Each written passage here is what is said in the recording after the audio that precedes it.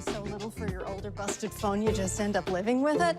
I don't think so. Verizon lets you trade in your broken phone for a shiny new one. You break it, we upgrade it. You dunk it, doggy bone it. Slam it, wham it, strawberry jam it. We upgrade it. Get a 5G phone on us with select plans. Every customer, current, new, or business. Because everyone deserves better. And with plans starting at just $35, better costs less than you think. Monday, December 6, 2021. I'm Dr. Avis Jones-DeWeaver, sitting in for Roland, who's on a much-needed vacation. Here's what's coming up on Roland Martin Unfiltered, streaming live on the Black Star Network. Civil rights groups send a letter to Senate Majority Leader Chuck Schumer, urging him to use his power to pass the House-approved social spending bill. Black women leaders and allies met with Vice President Kamala Harris to discuss the significant domestic policy and democracy issues facing our nation. Melanie Campbell, President and CEO of the National Coalition on Black Civic Participation, will be here. She'll tell us what happened in that meeting. The Department of Justice is suing Texas over its plan to redraw voting districts that would discriminate against Black and Latino voters. We'll tell you why the DOJ just closed the Emmett Till murder investigation. In Virginia, a cop will not face any charges in the death of Pharrell Williams' cousin, Donovan Lynch. The Lynch family will join us. Jelani Day's family is demanding the FBI investigate his death as a hate crime. Plus, Jussie Smollett takes the stand and details his relationship with one of his attackers. At least 32 cases of the Omicron COVID variant have been reported across 12 states. We'll tell you which ones. In our Fit, Live, Win segment, a look at the Eat for Your Blood Type diet. It's time to bring the fun on Roland Martin's Unfiltered, streaming live on the Black Star Network. Let's go. He's got it. Whatever the biz, he's on it. Whatever it is, he's got the scoop, the fact, the find. And when it breaks, he's right on time and it's rolling. Best believe he's knowing. Putting it down from sports to news to politics. With entertainment just for kicks, he's rolling. It's on go, roll, y'all. It's Roland Martin, yeah. Rolling with Roland now. He's funk, he's fresh, he's real, the best, you know he's Roland Martin now.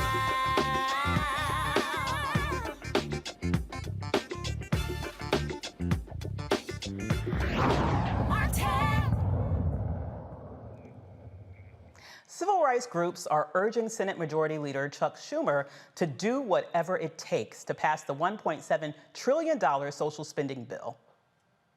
In a letter, several human rights groups, including the NAACP and UNIDOS, asked the Majority Leader to get the job done now that the bill had passed in the House. Dear Senator Schumer, now that the House has passed the Build Back Better Act, including a robust child tax credit, it is time for the Senate to take this up. The Senate should pass this legislation as is without amendments that would weaken provisions key to the racial equity impact of the child tax credit. The expanded monthly child tax credit must be extended before the end of the year to give families the certainty that the payments will keep coming. If the bill does not pass by the end of the year, we risk throwing millions of children back into poverty in 2022. Passing the Build Back Better Act provides a historic opportunity to reduce childhood poverty and continued support to the most vulnerable children, particularly in Black and Latino families. The House passed the roughly $2 trillion bill on November 19th. The Build Back Better framework allows us opportunities to invest $555 billion to fight climate change, $400 billion for universal pre-K, $200 billion for child tax credits, another $200 billion for 4 weeks of paid leave, $165 billion on healthcare spending, $155 billion to expand affordable home care, $150 billion for affordable housing. The efforts to get the landmark bill passed come on many fronts. Today, members from the Black Women's Roundtable met with Vice President Kamala Harris to discuss the spending bill and voters' rights. Melanie Campbell, President and CEO of the National Coalition on Black Civic Participation, was in the room. She joins us now from D.C. How you doing there, Leader Campbell? How you doing? Wonderful to see you. Can Chuck Schumer take... I love that red on you. Now listen, she's gonna start this. The Delta AKA thing is going on already, okay? So let me ask you this. You have extraordinary leadership skills. And I'm wondering, can you give Chuck Schumer some lessons? Because it looks like he needs some. What do you think? I think they need to get this bill passed and get this voting rights bill passed before they go home for Christmas. Absolutely, absolutely. Now, we just detailed out all that the investments that are being made in a number of different areas. It sounds like to me this bill covers a wide variety of issues that would make a huge impact in the lives of Black families all across this nation. What do you think is going to be the main holdup in the Senate that might, torpedo this bill, or at least the ability to get it across the finish line this month? I think they have to make sure they have the 50 votes, but also make sure that they keep the strength of the bill intact as much as possible. One of the things that, for Black Women's Roundtable, that's a key priority is paid family leave, as you well know. And so when you think about the fact that we're still in a pandemic and the reality about if there was something that would show the need for paid family leave in this country has been what happened with the pandemic. And the reality that you don't want people going to work sick. You want people to be able to take care of their families if they get sick. So it's really, really, it's an economic justice issue. It's also a good business decision as well. And so that's so for us, we've been pushing, Avis, as you know, we've been pushing voting rights and connecting that dot to economic justice. So we've been pushing for them to pass the infrastructure bill, the Build Back Better bill, but also other issues like reproductive justice as well, and make sure that people connect the dots to why voting rights is so important. Absolutely, and I'm so glad that you brought in this issue of voting rights because it does all go together, but there does not seem to be, I would argue, a sense of urgency on behalf of those in the Senate, at least it seems, to get either one across the finish line right now. Particularly one of the things that we mentioned, for example, with the Build Back Better bill, is this issue of the child tax credit. I mean, it's literally lifted millions of children out of poverty. We stand at the precipice of going backwards on that issue.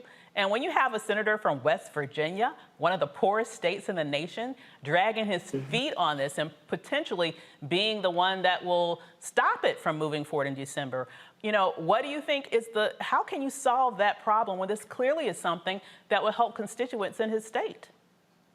Well, I think one, of course, the people of West Virginia have to demand that of him. Because everything I hear about him is how tied he is to hearing from his constituency. And I know a lot of them have, but they have to elevate that. I think also when it comes to President Biden and using his influence as the leader of the Democratic Party and to really continue to use his influence to push for Senator Manchin to stay the course and vote for what is critically a core component of what this president ran on. And so I think that it's vitally important that he do all he can as well. And then the people have to just keep weighing in and making sure that not just Manchin, but make sure there's others that stay on the right side of passing this bill. Absolutely. So you were in the room today with the Vice President of the United States, and we know that in addition to being a champion as it relates to this particular bill, she was really charged with helping to get the voting bill across the finish line as well. What sense did you get from her about any sense of optimism or pessimism in terms of the Democrats really being willing to do what needs to be done in order to get, in my opinion, both of these across the finish line, which likely is having some sort of fix as it relates to the filibuster? I think a sense of determination would be the right word to describe how I felt from her energy in the discussion. We met with her, Avis, several of us met with this Black Women and Allies group, the NCNW, and a National African American Clergy Network, Power Rising, and so many other Black women leaders of organizations nationally as well as a few local from the states, as we've been pushing for voting rights and these economic justice bills over the last 4 months now, believe it or not. But she was very, very, very determined and listening, and also saying that that she's pushing and wants to do more, plans to do more, and so I left there with that feeling that as the vice president, of course she is the vice president, not the president. Her role in being a partner with President Biden is really critical. That they use all the ability to continue to push for this federal legislation. At the same time, there are things that can be done to help voters when it comes to access to voter registration, things like that, that because there are bills that are on the books still intact, Help America Vote Act, i.e. Motive Voter, the things that can be done through the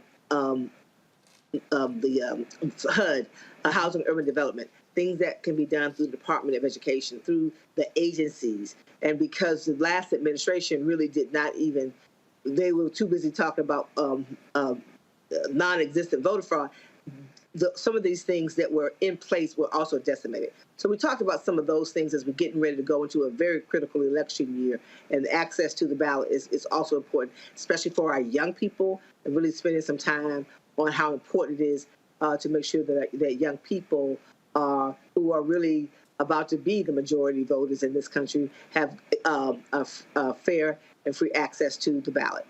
I hear you. Well, as you know today, Melanie, the Justice Department filed a lawsuit challenging the maps that were adopted by Texas Republicans. In Texas. Right? The law alleged that new maps failed to recognize growth in the Latino population and violated the Voting Rights Act. Now, this is the second voting rights-related lawsuit that the Biden administration has filed against the state this year. The Justice Department has also challenged redistricting voting, restrictive voting measures passed by the legislature early this year. I'm going to have you sort of comment on that, and I'm also going to bring in our incredible panel, Dr. Julianne Malveaux, as well as Dr. Omekongo Binga. And I apologize, brother, if I messed that up any, okay? I should know this, that obviously. was perfect. Perfectly, great. Because I would love for us to talk about this because I see this as a critical act. First of all, do you think that the Department of Justice actions today are going to be enough, and has it happened soon enough for this thing to really play out in a way that will make a difference before the midterm elections? Melanie, I'll start with you on that. I think that there's not enough time for those lawsuits to. It's important that they be filed because it is also a long game that you have to look at. But in the short run, the election is here. 22 is here. There is no way we can out-organize, and there's not enough lawsuits that will move fast enough. And you don't have a Supreme Court that will put stays on some of these bad laws. So what does that mean? We have to have federal legislation for it to affect the 22 election. So I would say, yes, keep filing lawsuits wherever you see voter suppression and discrimination when it comes to our voting process and the right to vote. But at the same time, there's nothing that we can do to really be ready for the opportunity for people to have fair opportunity to vote and have that vote protected, and not be for organizers not to be fearful of being charged for giving somebody water, like in Georgia, in lines next year. That you have to have federal voting rights legislation passed for that to happen. The John Lewis Voting Rights Restoration Act, as well as the Freedom to Vote Act, to help provide fair access to the ballot. I hear you. So, Dr. Malveaux, I mean, I guess, you know, better late than never, but to me, this is just one of those things that shows that there doesn't seem to be a lot of sense of urgency. I'm glad that that's happened, but we still have heard absolutely nothing on Capitol Hill, you know, really, with regards to any energy around moving a fix to the Voting Rights Act in the Senate. You know, what do you think it will take in order to see some real action with federal legislation, which, as Melanie pointed out, is really what's needed here to make a difference? Well, first of all, shout out to Melanie, and thanks for her leadership, her really intense leadership around this issue. But secondly, I have to say that there is no urgency. And quite frankly, with all due respect to all of my sisters, I am disappointed that the vice president has not been more vocal and more out there about this. President Joe Biden, when he won in South Carolina, said he had our back. No, he has not had our back. We have not seen him have our back. The fact is that if this president walked the halls of the Senate and twisted some arms, he might get what we need. And this vice president as well. She is wonderful, she's brilliant, she's lovely, but they have not put the skids under this. They have not pushed it the way it needs to be pushed. And this is important because there are no rights without voting rights. There are no economic rights without voting rights. There are no political rights without voting rights, no housing rights, no food security rights without voting rights. And I think that somehow this has been lost in the weeds. I'm very frustrated with this administration around this issue. I hear you. So Dr. Omegongo, your position on that, do you think it's even Biden's personality type to twist arms? I mean, he doesn't really seem to be, he doesn't seem to have the energy to do that, honestly, these days. And then you also have to wonder, in the role of vice president, is, Vice President Harris sort of boxed in. It does not really behoove her, it seems to be going out in front of the president on any policy issue, as important as it is. So at the end of the day, does the buck stop with Joe? And if so, what do we need to do to get him moving on this issue? Well, most definitely. And I also want to echo the sentiments towards Ms. Campbell and all of the great work you're doing on behalf of our community. We really appreciate you. And yes, the buck does stop with Biden and Harris. Look, I remember when they came into office and they were trying to go hardcore on getting some of their COVID relief passed. And you saw Vice President Harris going into West Virginia, doing local television, getting Manchin pissed off, and they were doing all of the stuff to rile the feathers. Where's that energy on voting rights? If you're talking about you have our back, look, we're talking about what they're doing in Texas, where you're going to have Representatives Al Green and Sheila Jackson-Lee competing against each other. This is ridiculous. And yes, this is the second lawsuit. Yeah, there's going to be a third and a fourth. But again, the federal legislation will take care of this. And people have to be mindful of the fact that Trump and all of his cronies are coming back hard. They're putting all of these people in place across the country who have already said they will overturn elections and that they would have overturned the last one if they were the deciders. You see that Trump announced today that they got about $1 billion for some type of social media company for money we don't know where it came from. They are going on a full court press to steal the next election. And we already have the blueprint and 2 voting rights bills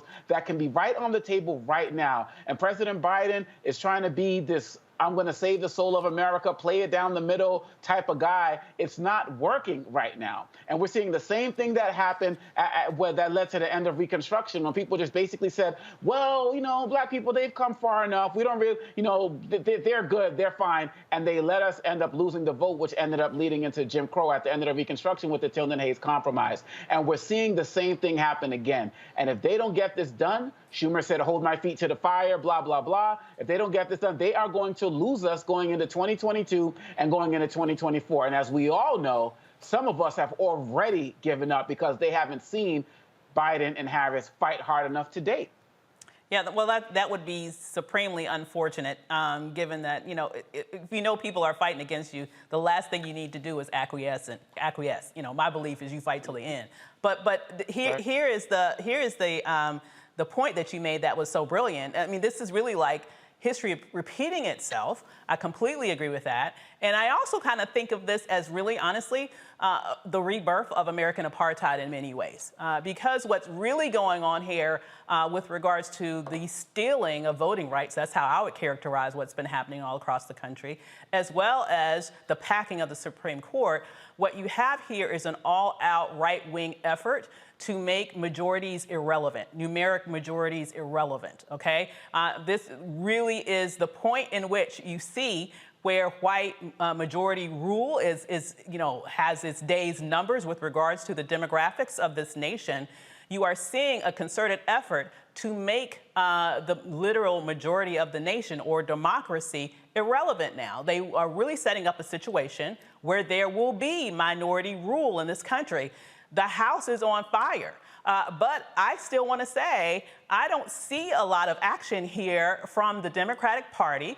Schumer seems to be, I don't even understand why he's the leader. Please. I really do not understand why he is the leader. He is exerting zero leadership. Where is the leadership? I don't see it. And honestly, you know, I understand the frustration here with, you know, the Biden-Harris ticket, but let's also be realistic that she is a vice president and not a president. And there really is not the ability for a vice president, you know, she doesn't really have the power in that role to supersede the priorities of the president.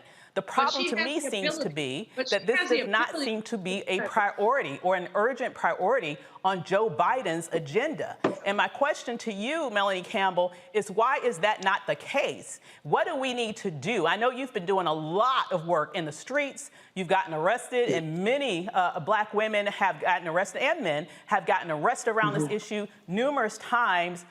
What do we need to do to wake up thousands of people around this nation, because this really is the beginning of American apartheid. If you guys think what's happening with the Supreme Court right now is scary, let me just tell you that's just the tip of the iceberg, because if they can undo that precedent, what keeps them going for other precedents in the future? They've already gutted the Voting Rights Act. What's next? I mean, what do you think, Melanie, needs to happen to really let the masses understand how urgent this situation is? And I think engage in some really huge acts of civil disobedience all across this country to tell the Democratic Party, we're holding you just as responsible as the Republicans, because while they're going around this nation passing hundreds of laws to undermine our voting rights, you're sitting on your hands as if there's nothing that you can do, but you know exactly what you need to do, yet you don't have the courage to do it. What can we do to sort of spark that type of energy and change? I think what we have to do is we can't let off the gas, number one, right? I think if people can't sit on the sidelines, we have to expand the pressure. We're going back out there Wednesday in the snow and the rain on Wednesday. We have to show up and make the demands. There's nothing in our history that we have won victories without us sacrificing and pushing the envelope. Nobody's going to exert, whether you're our friend or our foes. And so we're at this inflection point. And so we have to fight even harder. We need more people in the streets. We need more people showing up on the things that we're doing with Black Women Take Action. We have to show up. And the sense of urgency has to be elevated. And until we win, when we started down this road, you could have told me that we were going to have to do what we did. But guess what? Our predecessors, our ancestors had to do it. Unfortunately, it's something we thought we didn't have to fight for. But folks who believe that there's only a small amount of folks, a certain type of white male even, that should have the power, have already decided that they will throw the whole structure of this democracy to the wind in order to stay in power. So we have to be much more organized in our efforts in our community and demand of our friends, as well as to deal with our foes and find ways to get them out of the way. This is the fight of a lifetime for us. And we have to, I agree, it is not at the level that it needs to be. But I tell folks, go to blackwomentake.action.org, show up with us on Wednesday. We're going to be out there with our Freedom Walk. We're going to be out there protesting. Others are doing things this week. I think Reverend Barber has something going on. Others are going on, and we're going to be out there. And we need more of our people to stand up and make the demands, and as our quote-unquote allies as well, which is what we've been trying to do, is make sure, because this is not a Black issue. It will have adverse impact on Black and brown people, but this is a democracy issue. This is an issue about whether or not we're going to look up, and you brought it. I agree wholeheartedly. What's happening in the Supreme Court with this issue around the Mississippi case is a test to see just where this can go. And so history again has shown us we can be in a good place, and then we can look up, and then there's a push backwards when it comes to taking away our rights. And our children are depending on us to do our part and lead and fight until we win. as Derek always says. Absolutely true. And in the words of Frederick Douglass, power concedes nothing without demand. It never has, and it never will. And you're exactly right. That not just applies to our foes, it applies to our supposed allies. I would love to see the same amount of energy that we see on behalf of Black lives in the street, on behalf of Black power in the street, because that's exactly what we're talking about when we're talking about what's been happening all across this nation. To undermine our voting power is to undermine our power writ large on a wide variety of issues that are important to us, including issues around Black lives. So it is the one thing that's not. Yes. I would say in the meeting today, I will say one of the things that we did lead with, I felt, and many of us, you can speak to others who were in the meeting, that Vice President and I would say in absentia of the president, they get it. They're going to have to go harder. Well, what's taking so long? I'm looking to see. You can ask them that question. I'm just saying. I feel like you have to ask them that question. But I think part of why we meet is we have to make those. We have to. That was part of the reason to meet, right? Was to continue to say to our friends, we need you to do more. So that's part of what that meeting was about. And I left there feeling that she got that, and we just have to keep pushing. I hear you, Dr. Malveaux. I know you wanted to add something to that. I really do, because Melanie, as much as I love and respect you, I have to say we cannot let our VP off the hook.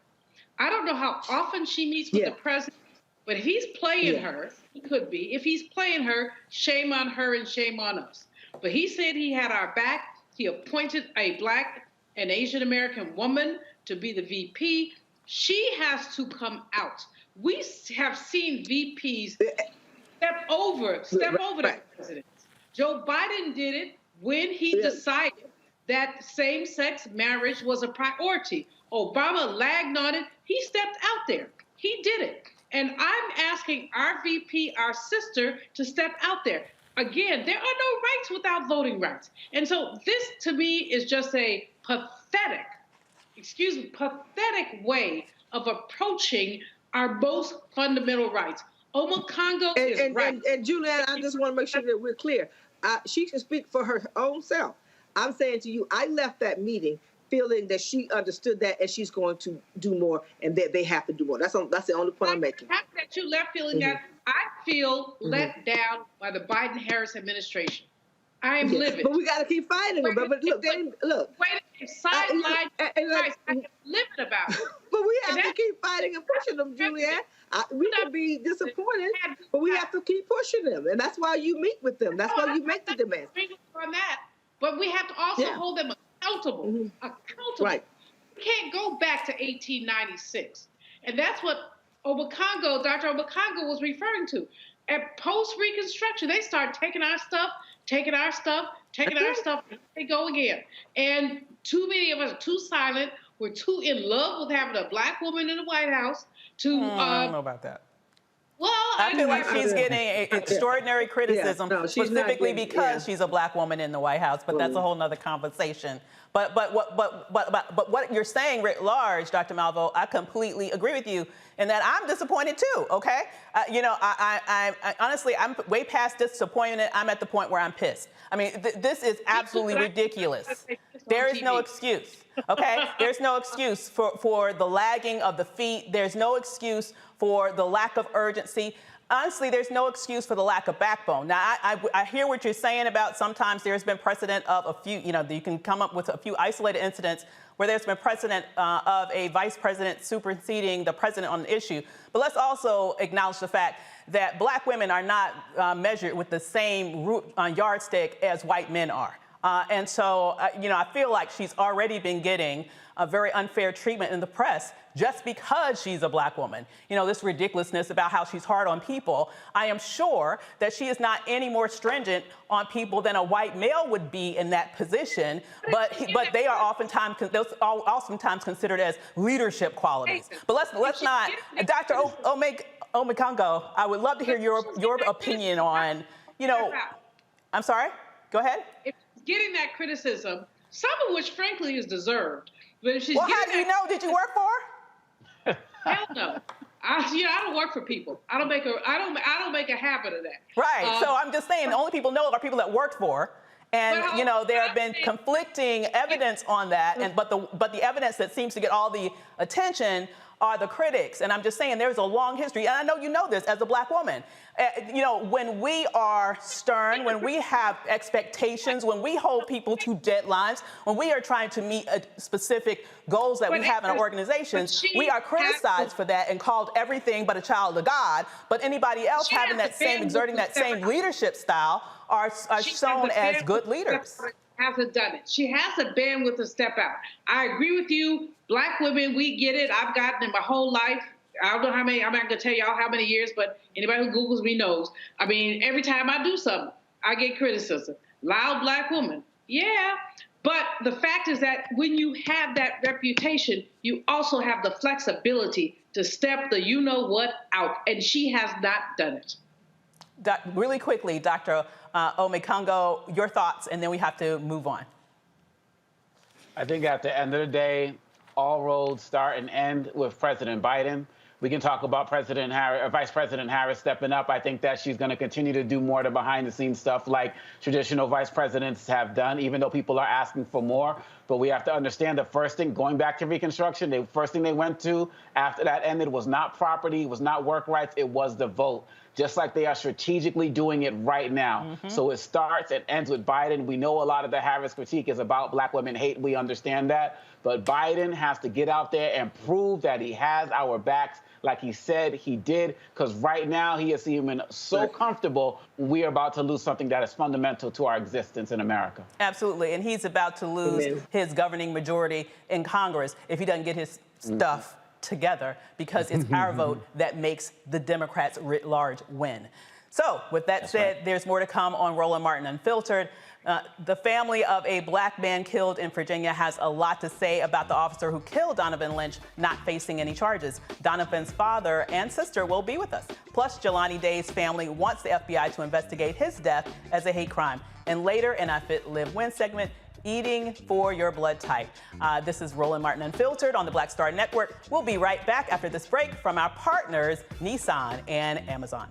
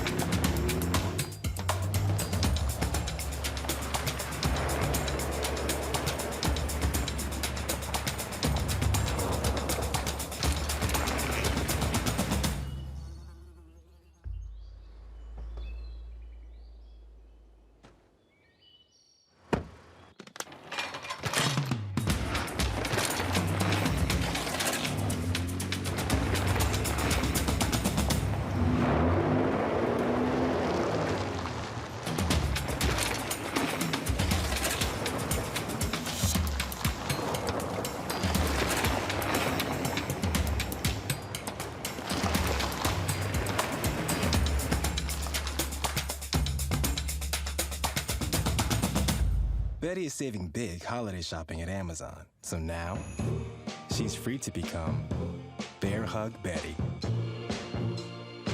Settle in, kids. You'll be there a while.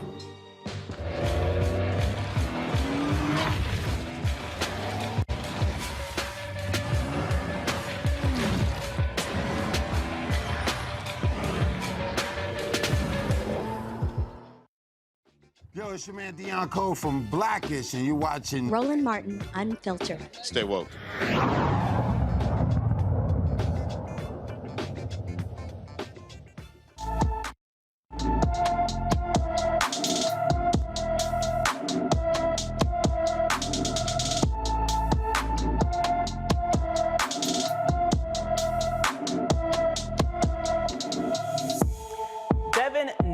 Has been missing since November 30th, 2021 from Los Angeles, California.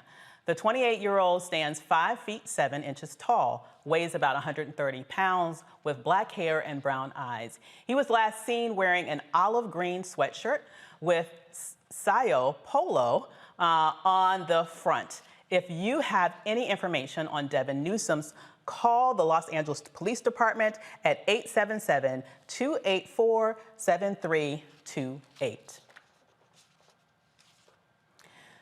Civil rights attorney Ben Crump joins the fight to discover what happened to Jelani Day. Crump is demanding the FBI take charge of the investigation and urge Chicago officials to prioritize the case. The Illinois State University graduate student disappeared in August and was found dead in the river 4 weeks later. Local authorities are still investigating his death. But Day's mother, Carmen Bolden Day, says law enforcement officials believe her son died by suicide, which she dismissed. You don't know what happened. You don't know what for what reason. I don't know how you cannot stop insisting that the people who have made pledges to protect and serve find the answers for you. I know that they're not magicians, but my son went missing. The last day he was seen was August 24th of 2021. I filed a missing persons report on August 25th. His body, the body that was found on September 4th. It wasn't until September 23rd that I identified this body as my son. On that day, they wanted me to accept that they now could identify him by dentals when they told me that they couldn't. They wanted me to accept that they had DNA answers when they told me it would take up to a month for them to get that answer, and it wasn't even a month. So now, I'm asking them, I'm imploring them, I'm begging them. I need to know what happened to my son. I had to do my own investigation work. I had to watch on TV this young white girl who went missing, whose parents hadn't talked to her for over 2 weeks. And so they began to be worried about their daughter. And I empathized with them because I knew what it felt like to be missing your child. But I hadn't talked to my son for 1 day. 1 day, and I reported him missing. And it was crickets. I wasn't getting any help. I didn't have the resources. I didn't have the ability to have people out there searching for my child. I have to tell you, my heart breaks for that mother and family. To lose your child, have them missing for weeks, have them found in this very disturbing way, and still really not getting any information that you deem as credible, has got to be heartbreaking. Dr. Malveaux, I'll start with you. What do you think needs to happen for that family to get some closure here and to really get the truth about what happened to their son, since this suicidal claim doesn't really seem to have much merit in their eyes? Well, the suicidal claim is nonsense. This is a young man who is on the uptake, the PhD student who's doing his work. It's nonsense. But I think that the pain is compounded by the fact that as Jelani Day was reported missing, this white girl was reported missing, and that was like the FBI Central. It was all over the place. And so what you saw publicly was the value of one kind of life, white female life, over another kind of life, black male life. And that, for that family, has to be gripping. The FBI needs to not only do an investigation about what happened to Jelani, but they also have to do an investigation about how these local law enforcement people blew this woman off. She knew her son, she knew, and she knows, and we know, his brother did not commit any suicide. Somebody followed him. I mean, I don't know. I have not the facts, but I do love to speculate. And in speculation, we know he was last seen at a cannabis shop. Somebody probably followed him. He probably had a little coin, and they, basically did away with him. And we're also in an area where there is anti-blackness. So I am happy that Ben Crump is there. I was happy to see my colleagues at Rainbow Push. I saw Reverend Jeanette Wilson standing on the side. I'm happy to see them there. But it's going to take more than just that little bit. The FBI has to start dealing with, you just did a segment, Avis, about Black and missing. Our missing has never been an issue for predatory, capitalist, white America. Sad but true.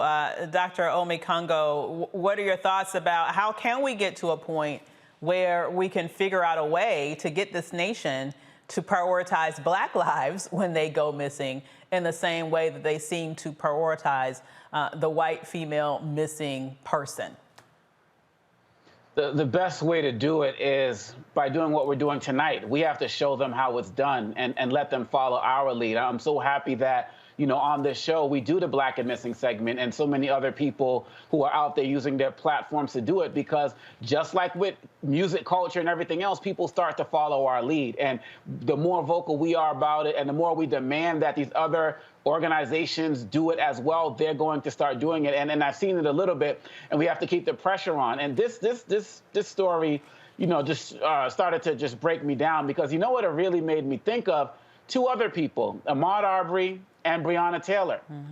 And the fact of the matter is, these stories happened, and then it took all of this extra push, all of this extra fight to bring the attention to the media. I think what happened with Arbery happened in February, and the video didn't come to light until May because his mother had to keep fighting for her son, who they also made up all of these stories about, didn't even arrest the killers at the scene.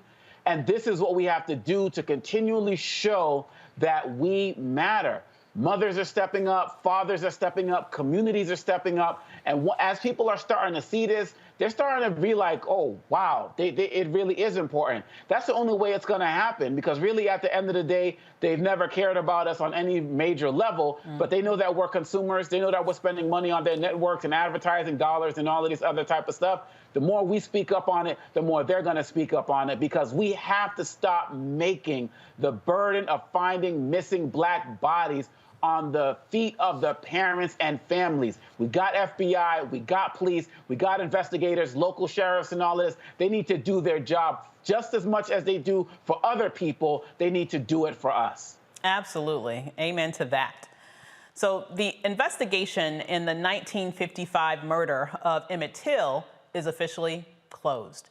The DOJ opened its investigation after the woman who accused Till recanted her story to a professor in 2017. But the DOJ says it cannot prove the woman lied to federal investigators, even though she said she did. Okay, interesting.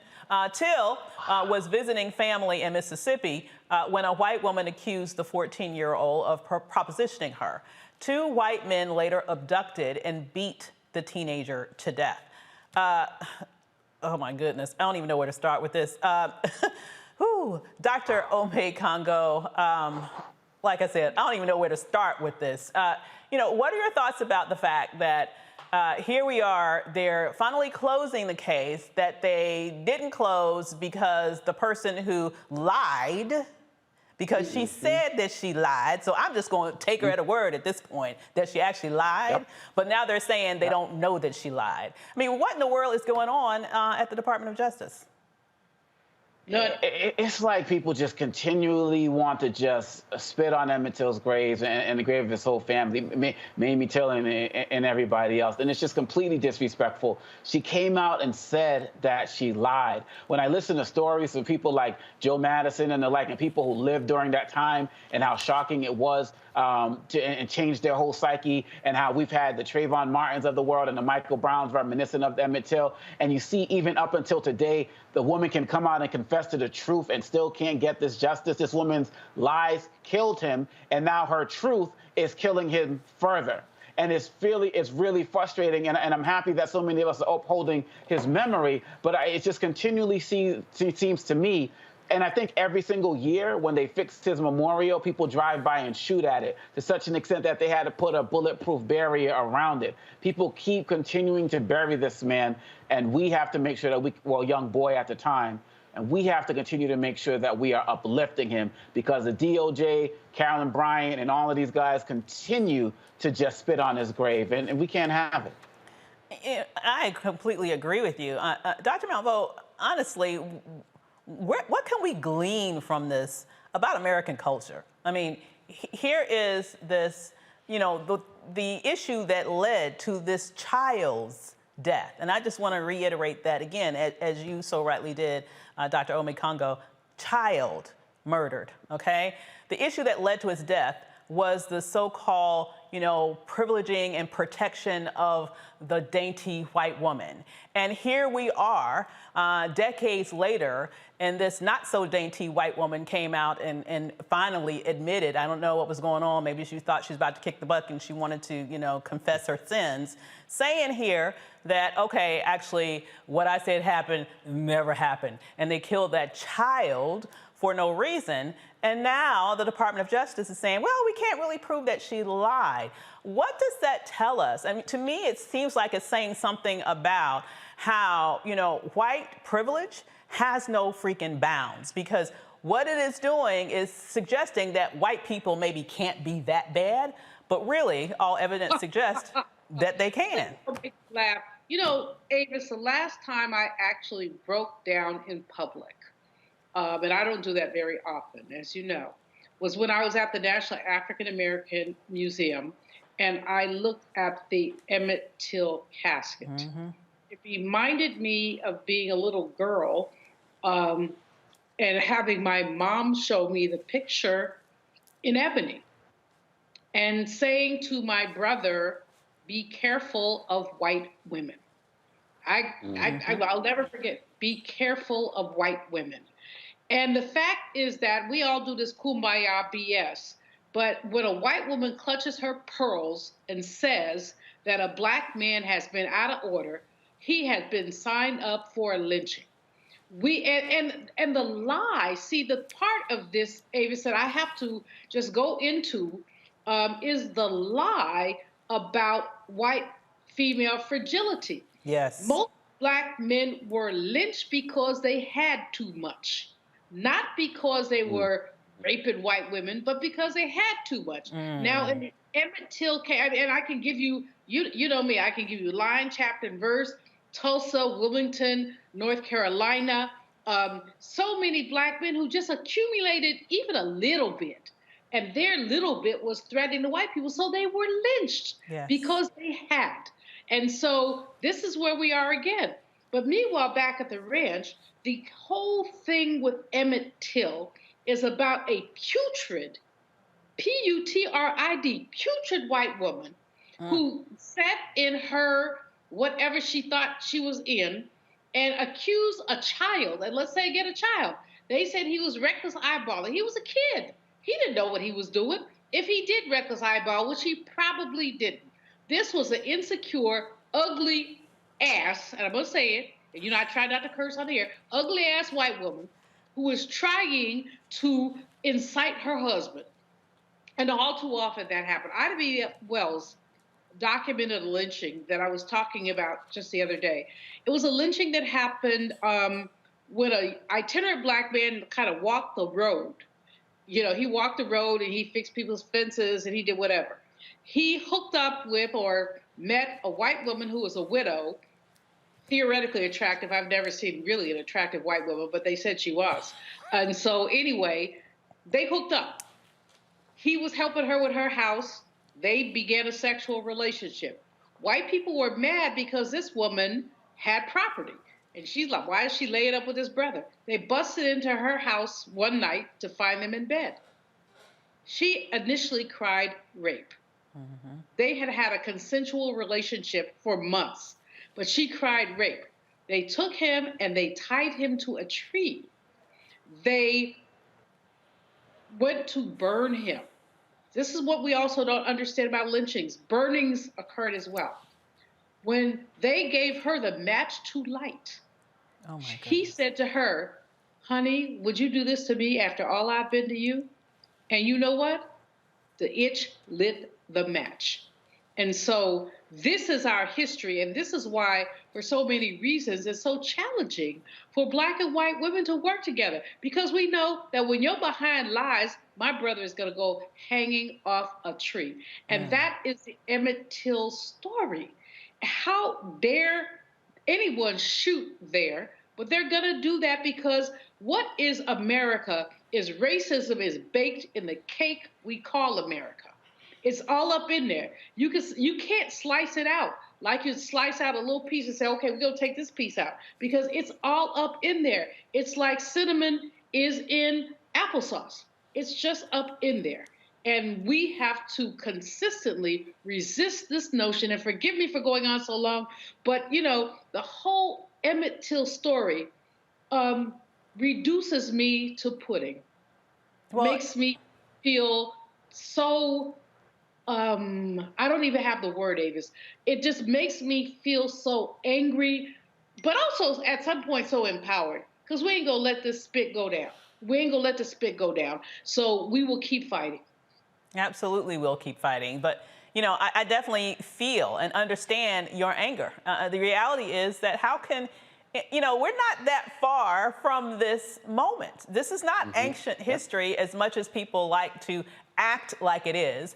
Neither is it ancient history just in terms of timetable, but I would argue it's not an ancient history in regards to actually what happens in present day, oftentimes based on statements that aren't true, based on just a culture that tends to prioritize and elevate white womanhood and instantly consider Black males to be inherently criminal, and how that leads to situation that causes the deaths of Black men at the drop of a hat. Dr. Ole Congo, what do you think about this challenge that we continue to wrestle with? I mean, honestly, I don't like to throw up my hands with anything, and I know that we've made some progress, but it's certainly very discouraging to see this as something that's completely embedded in American culture. And how do you move past this cultural challenge that I think goes well beyond any sort of legal remedies? This is just who and what America is it not?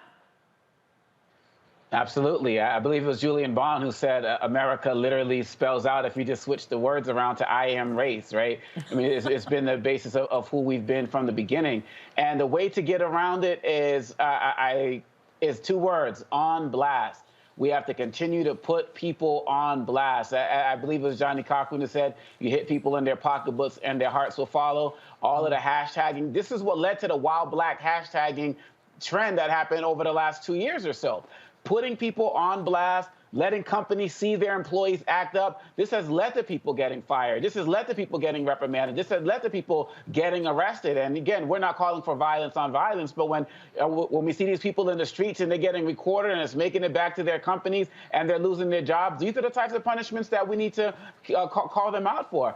And really, at the end of the day, I've seen some of these videos where some of the Black folks who are in them, they mad and they are starting to retaliate violently as well. So people need to be on notice for that, because we don't condone any of that. So at the end of the day, we need to continue to use our platforms to call these people out. We're running these social medias in terms of hashtagging, and we have these platforms out there using it, letting people know that we are not tolerating it anymore. I mean, I'm just imagining what if we had, the social media back in those days, and what we could have done to help expose women like Brian and all of these other people who are lying out there, and what could the consequences have been. So I think that that's what we need to be doing. We need to continue doing it, and it kind of ties into the other segment, showing people that our lives matter. You're not just going to lie on us for sitting in our car, for working at an ATM machine, for selling lemonade, for selling Girl Scout cookies, for just walking down the street, all of this other type of stuff. We are going to show you that our lives matter. It may cost you your job. It may cost you some other type of thing that you love,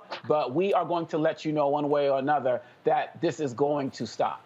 Absolutely. And I wonder if, with all of the sort of Karenisms that you just kind of laid out there, I think about there are just so many dangers, from the noisy, annoying Karens to literal life or death issues. I'm thinking about it. Just came back from Miami with my oldest son, who wanted to go to Art Basel for a minute. We went out there and he wanted to hang out that evening. And I told him, I was like, okay, hang out. He's a grown man, 25, but I'm like, be careful. This is Florida. We're not home. Trayvon Martin, Jordan Davis, you know, there are folks around here who will just shoot you, and just ordinary citizens, not even policemen, right? So, you know, my thought to you, Dr. Malveaux, how do we keep our children safe, our loved ones safe, ourselves safe, navigating a society where it seems like in many instances it kind of, you know, gives people it gives people the feeling that they are empowered to literally take Black people's lives at the drop of a hat? Well, they're empowered to kill. Those people who shot down Ahmaud Arbery, they were empowered to kill. They thought they could do that. They were checked. But, you know, Omicron, glad to say, you raise a point about what if we had social media back in the day. There are 3 reasons why social media back in the day wouldn't work then and doesn't always work now. Number 1, you have a bunch of wuss Black people. I'm just going to put it out there.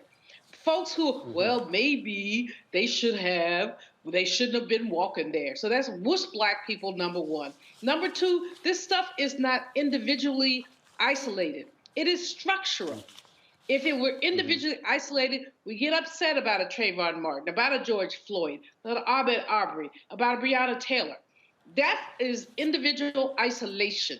The issue is a structural way that Black people can be demonized and victimized every time we do something. Inhale, walk down the street, use an ATM, say something to somebody. You know, it is amazing. So we got the wuss Black people, we got the structuralism, and the third thing we have is white indifference. There is an indifference to our lives. I have started, which is a very bad habit, reading comments on various stories in the Washington Post. It's a very bad habit because I spend too much time. So, like going back at stupid white folks saying, have you lost your mind? Your racism is showing, or something like that. But the fact is that there are some myopic white people who believe that we deserve this. And we have to go all the way back to when we got here and how we were dehumanized, demonized, made to seem threatening. This is how we ended up with the prison industrial complex to ensure that Black men especially, but also Black women, were free labor for this predatory capitalist system. We have to basically deal with that. And unfortunately, we are in the minority. Avis, earlier you talked about the majority of the minority. But the fact is that our country was never designed for the majority to be able to vote, to have power. It was always designed, when you look at the way the Senate is constructed, that Vermont has the same number of senators as California, which has 10 times the population. It was always designed to be minority, predatory, capitalist rule. We need a revolution. At the end of the day, we just need to turn this, you know what, out. And that's back in the day what we tried to do, and folks are like, oh no, calm down, it's all gonna be okay. No, it ain't okay. It won't be okay until we make it so. I hear you, my girl. So coming up, Jussie Smollett takes the stand in his trial, revealing his relationship with one of his attackers. Plus, a Virginia family is not happy the police officer who killed Donovan Lynch will not face any charges. Stay with us on Roland Martin Unfiltered. We'll be right back after this break. You're watching the Black Star Network.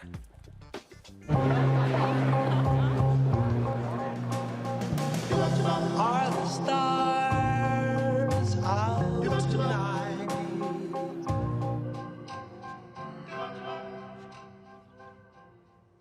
Alexa, play our favorite song again. Okay.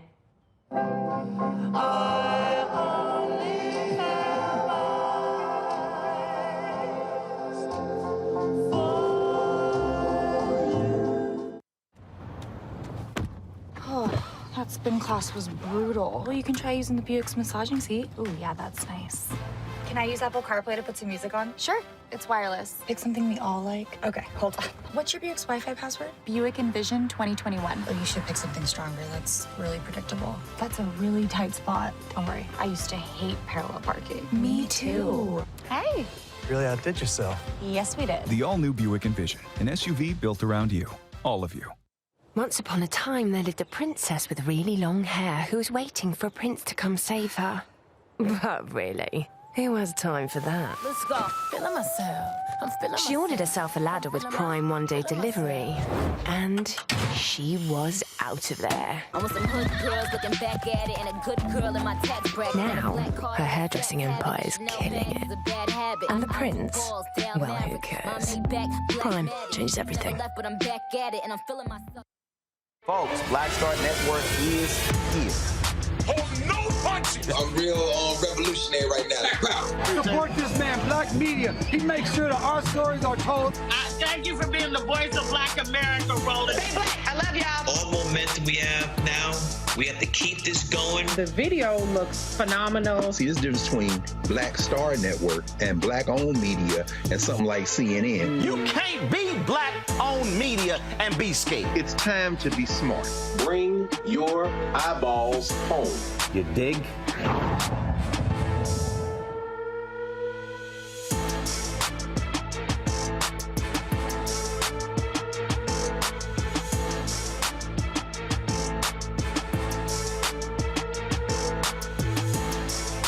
Hey, I'm Cupid, the maker of the Cupid Shuffle and the Wham Dance. What's going on? This is Tobias Trevelyan. And if you're ready, you are listening to and you are watching Roland Martin Unfiltered.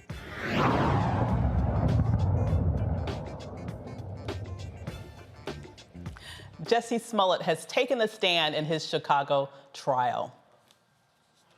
Today, the former Empire actor testified as the trial enters its second week and nears a finish.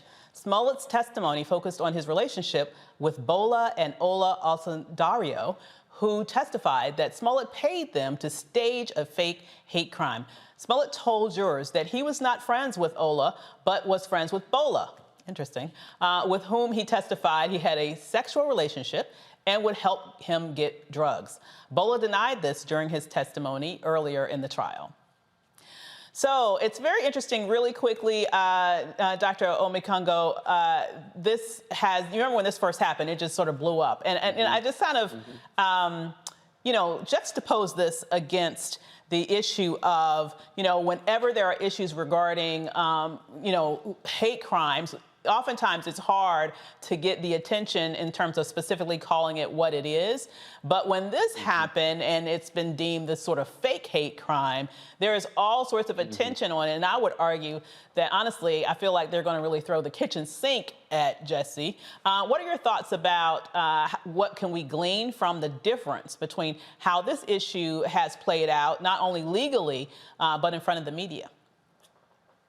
It's completely, as you said, they are completely out for blood and vengeance. And I believe that there are bigger fish to fry in Chicago with all of the issues that are going on there. And I believe that despite everything that he did, which was wrong and worthy of some type of punishment, of course, this type of, they're turning this into like a O.J. Simpson trial part 2. And when you think about everything we've talked about in the last few segments, about all of the work the family of Jelani has had to do, Ahmaud Arbery, and so on and so forth, to get real attention put on to real serious things that have been crimes in the case of Arbery, or things that will end up most likely being potential crimes with Jelani that have led to the loss of life, and what everything we have to do to get that attention. But you get a situation like this, and the whole city and the police are going out of their minds to try to nail him to the wall. I think that this is ridiculous, and I feel like this is what we all need to be mindful of will happen if we slip up in any way, shape, or form, whether intentional or not. They will do anything to put any one of us on trial and make us the face of something in order to drive a point home. This is too much attention put on this case. Absolutely. Agreed, Dr. Malvo? I do agree fully with Dr. Omekongo. I think that this is absurd. I don't know what happened. I wasn't there. I remember talking about this on this program a couple of years ago when it first came out. And at that time, I think we had some crazy Black conservative who, said it was a hoax. And I think I and someone else said it didn't have to be a hoax. I don't know what it is. It's not rational, but this ain't the worst thing that ever happened to anybody. And so to spend this kind of time, effort, energy, money, and publicity and publicity on this is really to undermine the reality of hate crime. Because hate crime does happen to our people. All too often, people want to minimize it, marginalize it. And this thing here, since I wasn't there. I tried not to comment when I wasn't there. But there's some messed up stuff going on here, and we know that. But we also know that this young man should not be thrown under the bus, that there was a probability of some kind of relationship that kind of went sideways. Whatever. Why are we spending hundreds of thousands of dollars trying to throw this young man in jail? Absolutely. He offered to repay like 10 grand and to whatever. He pulled it back. But they're not trying to do that. They want blood. This is revenge trial 101. It certainly is. And that is Dr. Malveau's version of my name is Bennett and I ain't in it. Okay, so next, we're going to be joined by the family of Donovan Lynch right after this quick break from our partners Nissan and Amazon. We'll be back with Roland Martin Unfiltered with the Black Star Network.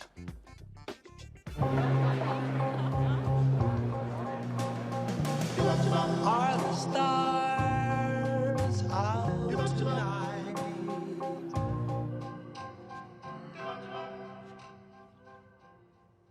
Alexa, play our favorite song again. Okay. I only have eyes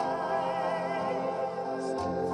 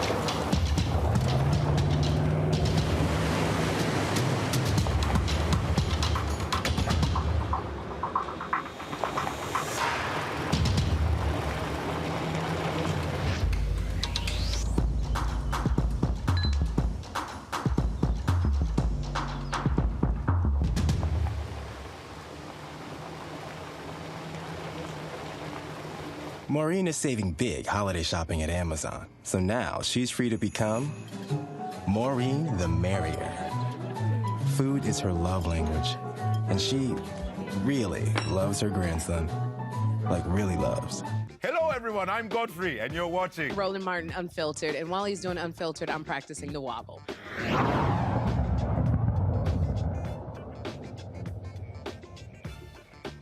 Tension is building in Virginia Beach after the prosecutor decides not to charge the cop who shot and killed Donovan Lynch in the town.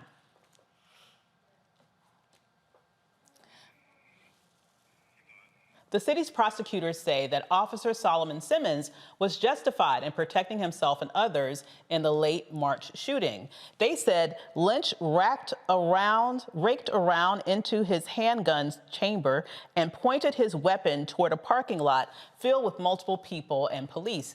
Joining me now is Wayne Lynch, Donovan's father, Lauren Lynch, Donovan's sister, attorney Jennifer Carroll Foy, and Minister Gary McCullum.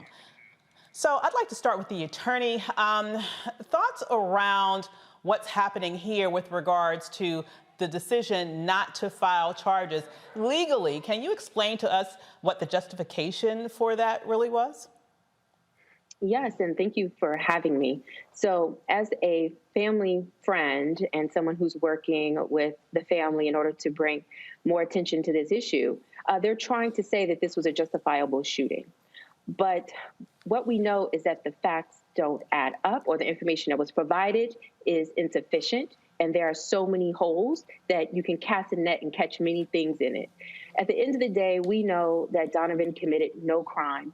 We know that he's a registered gun owner. We know that, he was a college graduate in Virginia Beach, having fun with his friends, and ended up not coming home that evening because he was shot and killed by a law enforcement officer in uniform during his duty. Those are the things that we know, and that's a problem because there are many questions that still have not been answered. Absolutely. Questions that have not been answered. And right now, it doesn't look like we're going to get answers. Mr. Lynch, my condolences to you. This is the worst nightmare of any parent, is to lose your child, and to especially lose him under such tragic and unnecessary means that it looks like now you won't get any sense of justice for the closure, if there can be any closure after something like this. Can you tell us literally what you are feeling at this moment that you're hearing that your child's murderer won't face any sort of justice moment related to this?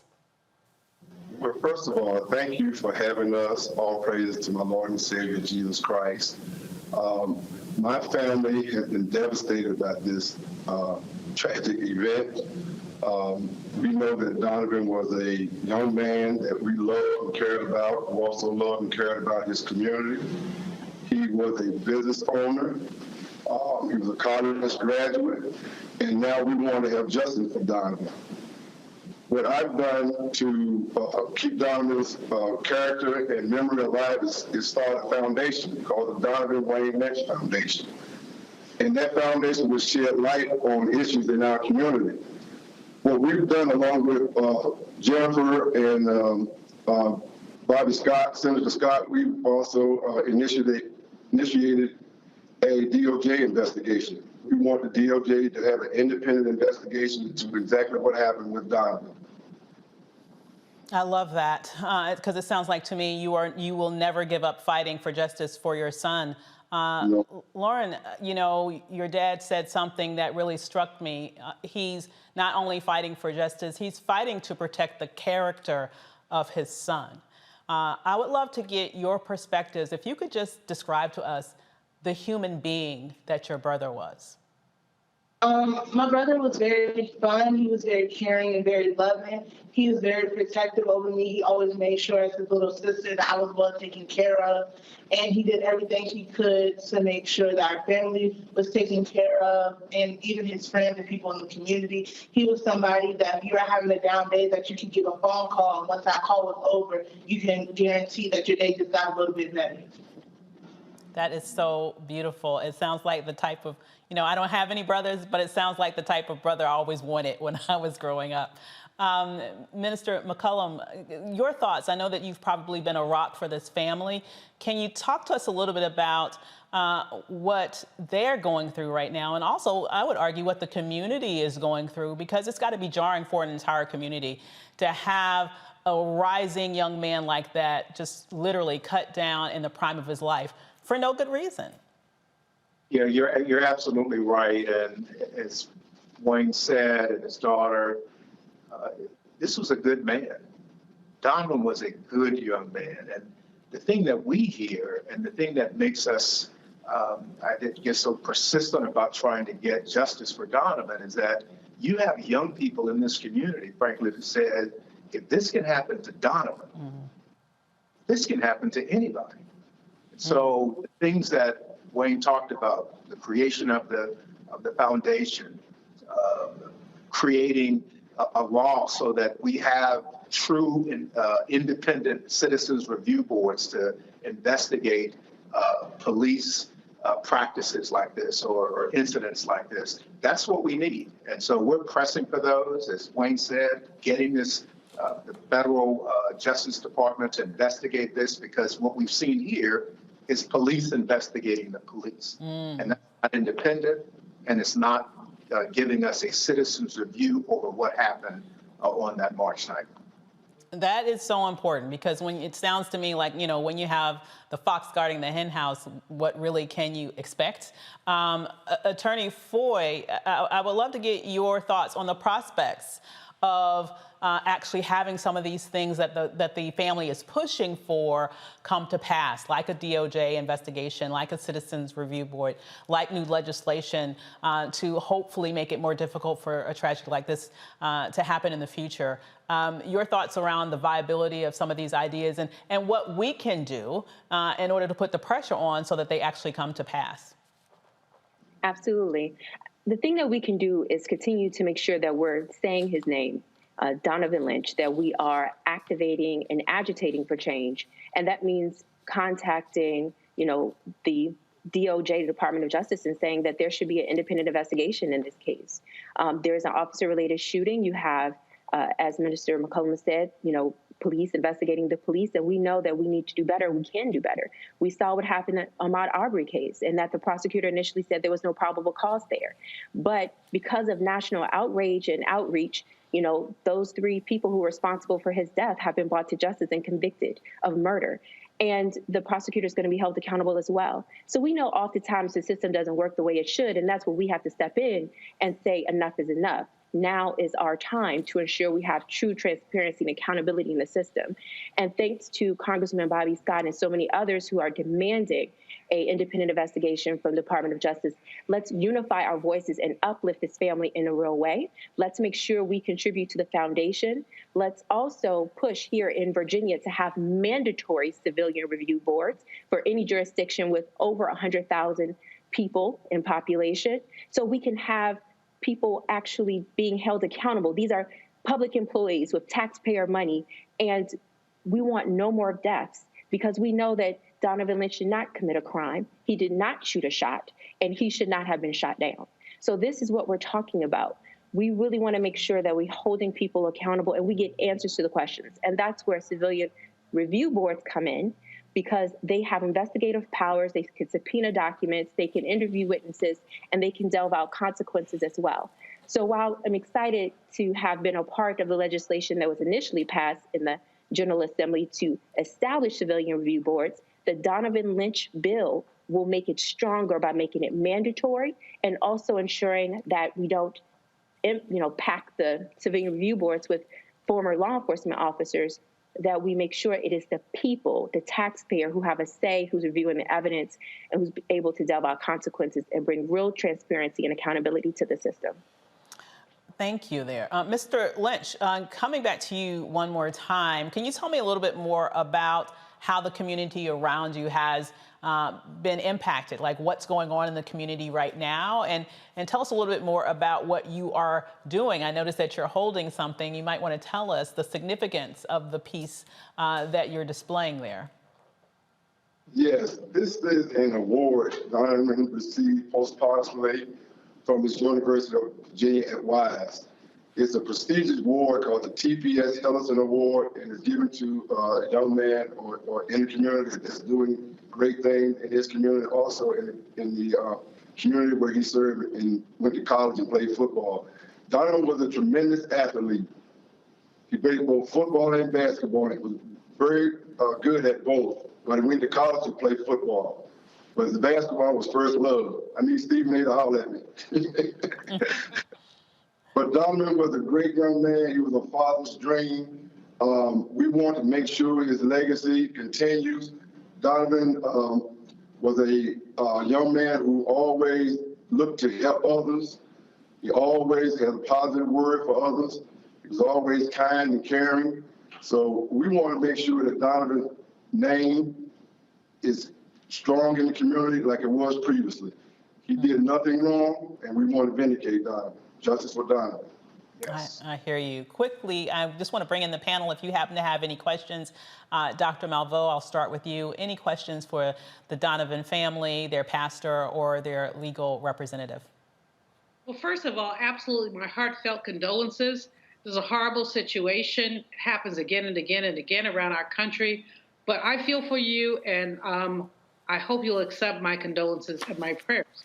Now, my question, in terms of the award and the role that Donovan played in the community and the way that you're attempting to basically say his name, say his name, say his name, what can the larger community do to lift up Donovan Lynch? Well, we have a foundation called the Donovan Lynch Foundation for Social and Economic Justice. It has an outline of Donovan's law. It has an outline of the CRB that was just instituted in the city of Virginia Beach, which is a milestone. It also has information on how you can make contributions and donations to the foundation so we can continue to work in the community that we started. Donovan's main thing before he left this earth was he wanted to change the world. That's literally what we're going to do. We want to change the world. We want to make sure that no other young men or women in Virginia or anywhere else is killed by police brutality for no reason. Powerful, powerful thing. Yes. And that I would say to anyone listening to this, don't be silent. Dr. King said it best. Our days begin to end the day that we become silent about things that matter. And the lives of young people like Donovan, they matter. Changing this system in terms of providing police accountability, those are really important issues and they matter. So being silent is not an option. I would also urge the community to follow us on our social media, especially our Instagram, Justice, 4, Donovan Lynch, DONOVONLYNCH, so that way you can stay up to date on what we're doing in the community and also about things involving Donovan. Love it. And Dr. Omicron, any questions? Yes. First of all, I would like to also offer my condolences, and I wanted to bring it back to the police. And I'm wondering, are they basically acting like this is case closed, get out of our face, or are they doing any type of work to be part of the healing process in the community? Well, it's still an ongoing investigation. What we had take place previously was an investigation by the Commonwealth of Virginia and the grand jury finding. But that does not eliminate the case. The case is still ongoing. It's still being investigated, still being witnesses interviewed. So we're still pursuing justice in that regard. Absolutely.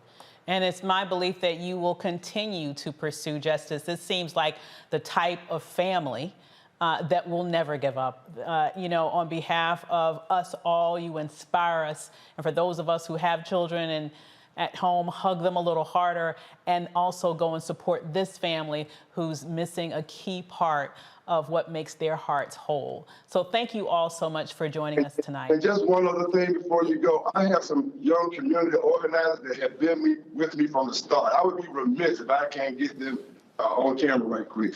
These kids have been with me the whole time. Cameron Beltran and Angela Horton.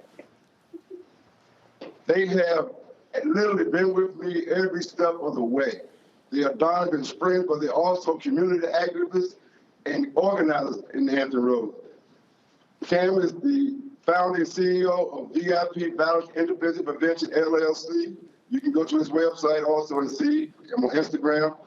And Ms. Horton is also a community activist with the Underground 1865. It's her organization. So go online and look these young people up. They're doing a marvelous job helping myself and my daughter in our community. Because it could have went another way if we had not had the foresight to have people in place that knew what to do.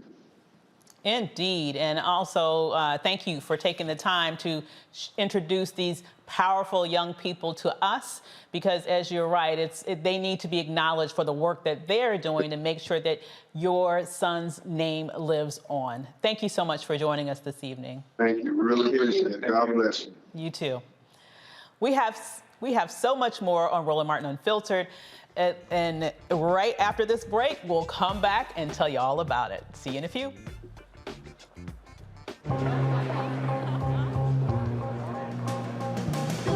Are the stars out tonight?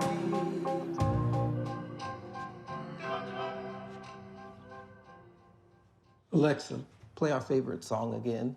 Okay. I only have eyes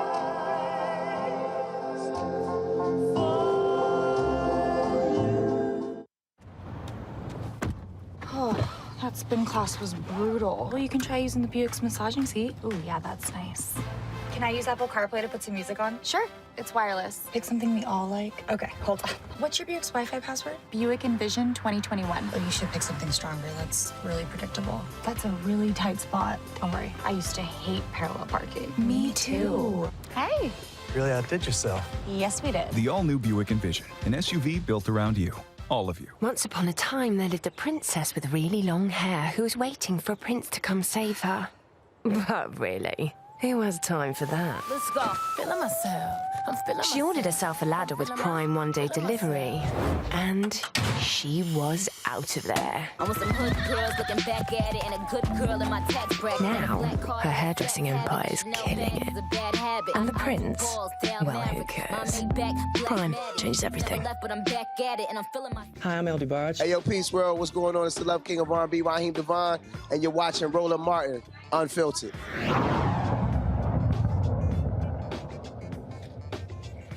The Omicron variant is popping up across the U.S. Take variant has 32 cases across 12 states that have been reported in several states, including, unfortunately, Maryland, California, New York, and Louisiana. President Biden's medical advisor, Dr. Fauci, recommends vaccines and booster shots as an effective way to stay safe from the new variant. In New York City, Mayor Bill de Blasio enforces a new vaccine mandate for all private employees. Employees must have 1 dose of the vaccine by December 27th. The city already has mandates workers and patrons of indoor dining, entertainment venues, and gyms. There are nearly 100,000 new cases of COVID a day, the highest it's been in 2 months. There are over 49 million cases and more than 800,000 deaths in America. Nearly 60% of the U.S. population is fully vaccinated. Booster shots are recommended for all eligible adults. I have to say, panel, I've already got my booster. Shout out to the Safeway in Oxon Hill, okay? Where you can also get 10% off your groceries when you get your booster there. So I would suggest that you do that, okay? That's what's up. Well, that's what I'm thinking about. My second shot made me so sick that I'm worried about the booster. Really? I'll be honest.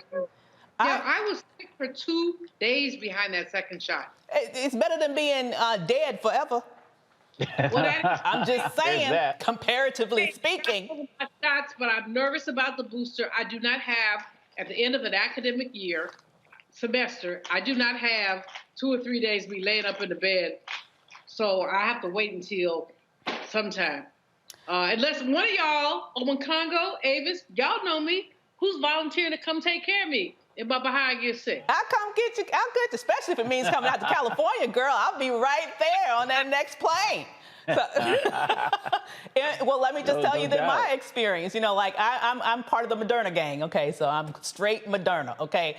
All three, the one that was co-invented by a Black woman. Hello, that's why it's the best one. So let me tell you, for me, honestly, after my booster, the only thing I had was a sore arm, literally, for a few hours. That's it. I had no side effects whatsoever from my third booster or my first one.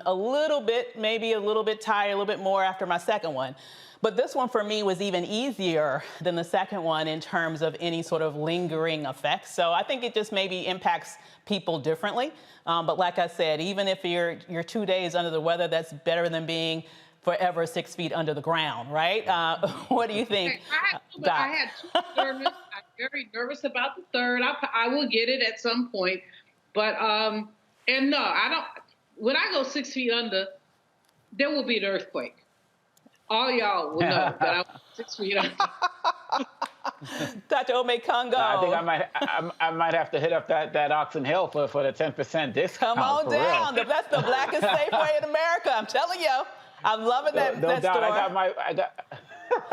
I know exactly where it is too. I got my appointment scheduled for, waiting for the semester to end. So, by the next time we meet, we definitely should have that taken care of. And I just think that is something that we have to do to help contain this joint. So let's just make it happen. Let's all do what we need to do so we can get over this. Absolutely. And in all seriousness, when you look at what's happening in places like, we're in the D.C. area, except for Dr. Malveaux. Now she's left us. We all say it. We miss her. She's over there on the other side of the country now, on the West Coast, right? Maybe or maybe not the best coast. I will say this.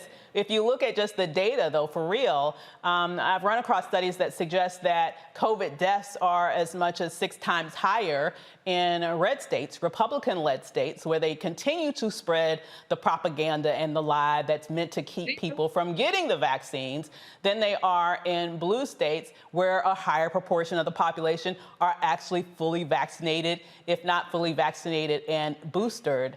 What do you think what should we take from that, literally as a Black community, that, express some concern, given our history in this nation, about moving forward with getting vaccinated now that it's been out here for a while, and we can literally look at the hard data and see that it keeps people from having a much less likelihood of actually going to the hospital and dying if they have this vaccines.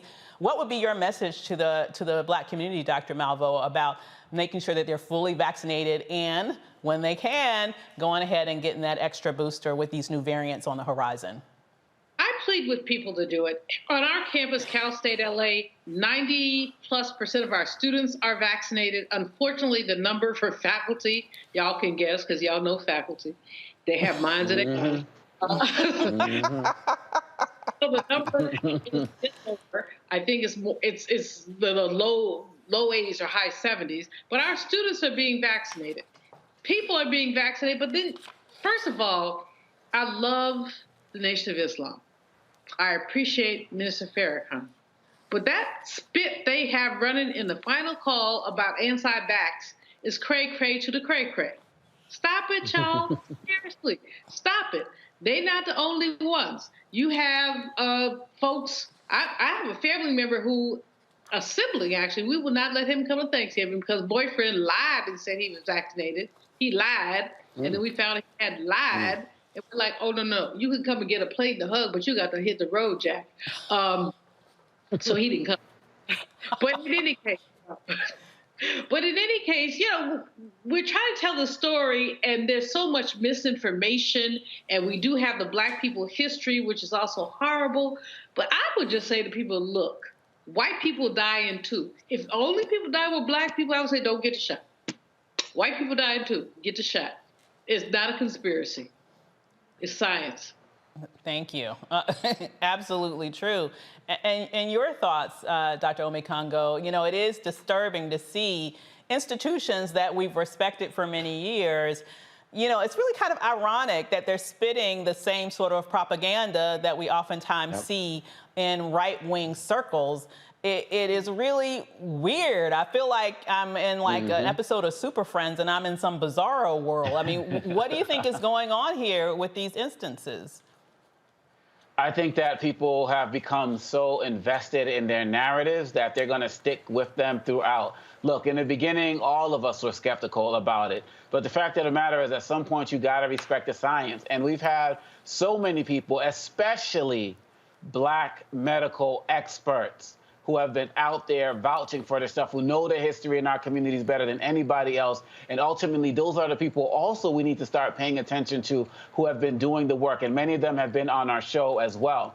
But when people are so entrenched in their values, it doesn't matter. I saw a case in Italy where a guy tried to go get, I heard this today, he tried to go get a vaccine, y'all. He had a fake arm. So he didn't believe in the vaccine, but he knew that it was mandatory. So they were trying to, they felt the arm, and they were like, oh, excuse me, sir, can you put the arm up? It was fake. I'm not lying. And he's like, could you just turn the other way and pretend this isn't happening? And they're like, nah, we can't do that. I think he got arrested or something. But that's how entrenched people are. And my thing is, if you're not going to do it, stand in your values and speak to it. Don't try to get around the system and possibly make other people sick and the like. Look, we got to get out of this together as a community. We've been the people most hurt. And of course, going into the red states, there's a lot of Black people living in those red states as well, who are suffering and struggling. But a lot of these guys who are on the supremacist side of things, they want to spread it in our communities. So they definitely don't have a problem with more of us dying in those red states as well. We got to beat them by beating this disease, this virus, by getting the shot. Let's just do it. Absolutely. I mean, far be it from me to lend to conspiracy theories, but if I were going to lend to conspiracy theories, I would say that, you know, when this first started, we saw that there was a specific concentration largely in more urban, highly densely populated areas, which do seem to be, you know, have a significant proportion of people of color. And I feel like at that moment, I could see the right wing pushing these conspiracies because they were hurting people at that point that were not, quote unquote, their people. But it started them down a road where it was hard for them to backtrack. And so now that they've continued this nonsense and they are still killing their people, they continue to go in that direction, I would argue mainly as a political ploy to maintain power or to reclaim power at the federal level, largely because, honestly, we're a couple of years into this and people are just tired. They want to get back to normal. They want to tell themselves that COVID is over, and some Republicans are in fact lying to them and telling them that COVID is over. You know, what do we really need to sort of hear, you two, really quickly as we wrap this up, you know, to get people to really realize that we ain't through this yet. We might be tired of it. We might be annoyed. We might not want to wear the mask. But let me tell you, I'd wear the mask any day rather than being, once again, 6 feet under for, you know, millennia. You know, I think that we just have to keep saying, get vaccinated. Come on. This isn't going away. You know, the thing about it, I don't know anybody who has I've lost 2 people to COVID. Not very, but anyway, but I don't know anyone who hasn't lost somebody or is connected to someone who's lost somebody. That's a story you tell people. You want to have your friends go out like that, or you just want to sit here, you know, and be a jackass, frankly. I mean, there's a whole bunch of jackasses out there who don't believe in science and they don't believe in reality. Absolutely. Dr. Omekongo? I say if people want to get back to their lives, educationally, economically, professionally, get out and live their lives, this has to be part of the process. We haven't gotten out of any pandemic or any epidemic without vaccines. This is here. The science is here. And every time we let our guard up, something else is coming out. Omicron, whatever's going to come after that. Everyone, we need all hands on deck to end this mess. And we can do it if we just have the will to. But we are slaves to our freedoms right here in America. And that's what is part of the problem. We feel like we have the freedom to do whatever we want, but you don't have the license to kill your neighbors with this virus. You know, I really think you hit the nail on the head with that. Once again, I see this as a cultural defect in this country, this sort of rugged individualism over a sense of community and doing what's right for us all as a community, as a nation. There's this issue of I just want to do what I want to do and be damned the reverberating impacts on somebody else. You know, maybe we need to do something where, hey, if you decided you didn't want to get a vaccine and you end up in the hospital, then maybe your care isn't prioritized over others who actually, you know, need help and have done everything that they can do to prevent either their illness with COVID or other things. Because, you know, when people have COVID, they can be clogging up, and it's going to go up as the weather gets cooler, right? They could be clogging up the hospital systems from people that need, you know, breast, you know, cancer surgeries and other things. And so this is a time where you not only want to look out for the health for yourself, but the health of those around you as well. Well, there's more to come on Roland Martin Unfiltered. They face charges in the deadly Michigan high school shooting, and they aren't the ones who pulled the trigger. Their kid did. We'll have the latest on Ethan Crumbly's parents. Plus, we'll tell you why the city of Philadelphia is being sued by a man who spent 25 years on death row. But first, a quick break. Stay with us. You're watching Roland Martin Unfiltered on the Black Star Network.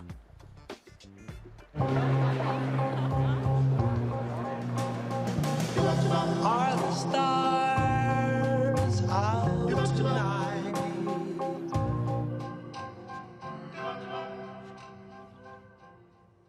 Alexa, play our favorite song again.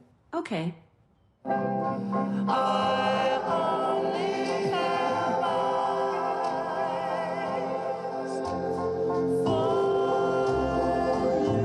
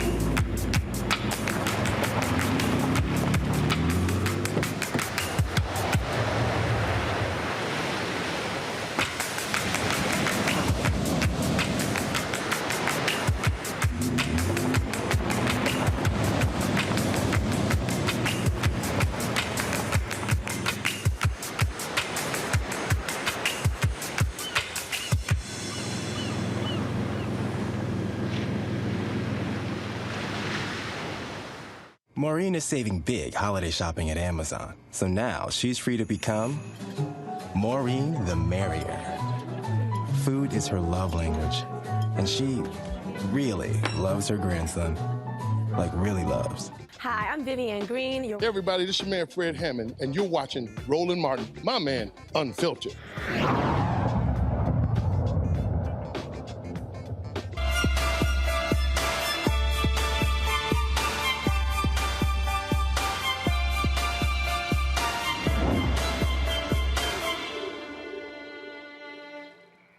We are doing our best to find the best healthy way of eating.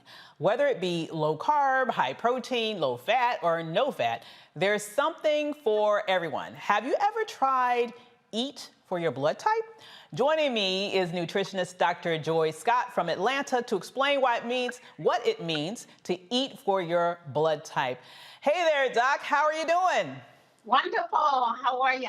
I am doing great. Now, this is a very interesting perspective on what type of diet we should follow. And I have to be honest with you, I had never heard of this approach of tailoring your diet to your blood type. Can you explain to us, what that really means and why we should consider doing that? Okay, well, what it does mean, there are 4 blood types. And what it means, certain blood types can tolerate certain foods as far as staying healthy. And the foods can affect the blood.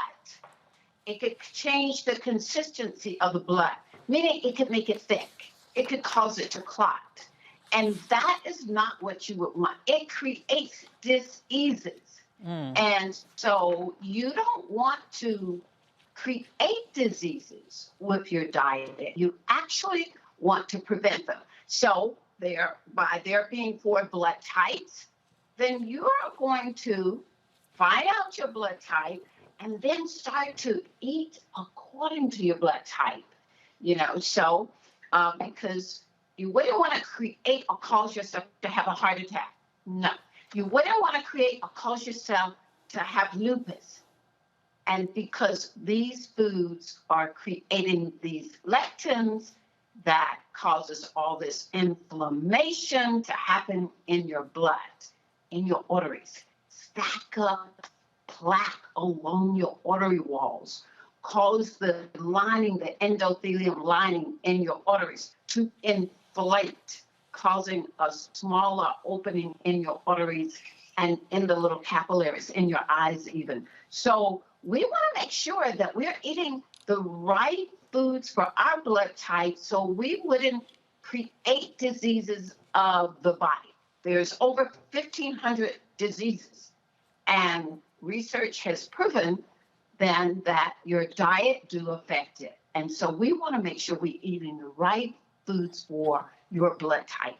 We've been going all around the country and helping people to know their blood types and giving them the books. Put the app on your phone so you know what to eat. Like I'm a blood type O, I cannot have bread. I'm now choosing to eat flax bread. This is not flax millet bread.